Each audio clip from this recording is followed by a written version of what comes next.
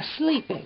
Sorry, Grandma. This story's really long. It's confusing. Can you tell me again? Make it shorter. Please?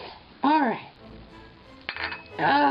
At a time, there were 5 boys. Dakota, Eric, Richard, Steve, Dan. Dakota had a partner named Christopher. Eric had grown up with Steve. Richard turned out to be a genius kind of man, very involved with his television shows. And Dan moved in a little bit later. No one really knew exactly where he came from. In fact, nobody really knew where they had come from, except for Steve. Here's the twist. Steve was really working with the government because this town was a government experimental town conditioning facility.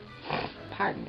And Steve was the mole intel boy, hallucinogenizing Dakota, Eric, Richard. He was trying to get to Dan, but Dan's very elusive, you see. So he made Dakota an elephant by giving him multiple personality schizophrenia. Eric used to talk to his best friend Gloria, and he thought Gloria was heaven's secretary. That heaven doesn't need a secretary, because, I mean, it's God. They'd shoot him with a dart, and he'd fall asleep, and whenever Eric would draw, place his picture. So he thought he was the cause. And they made Richard really start to live his mad scientistness. He thought he was in a TV show. Steve had given him this hallucinogen. Unfortunately, from his pet mouse he thought was a Pokemon, he had created rabies-like disease. The mouse got loose and went all rabid, infecting people.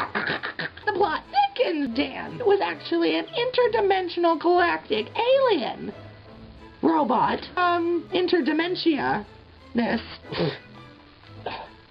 Sent to decide whether the human race was worthy of living, because obviously so much war, we're killing our ozone.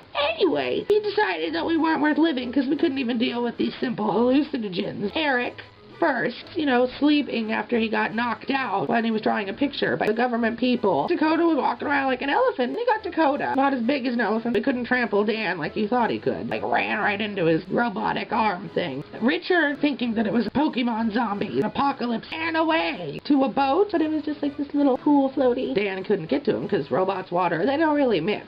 No, if he got to, I think he got Steve. I say he did. But then he got knocked out by the crazy rabid mouse. He called his alien people. I need to go home. Alien talk for, okay. He got Scottied up or beamed up. He got beamed up. Richard was still in his pool. Dakota's body was like sprawled out like an elephant, like, and the planet blew up in the end. Oh. Yeah, isn't that a nice story? Ready for bed now. Let me, okay. Oh.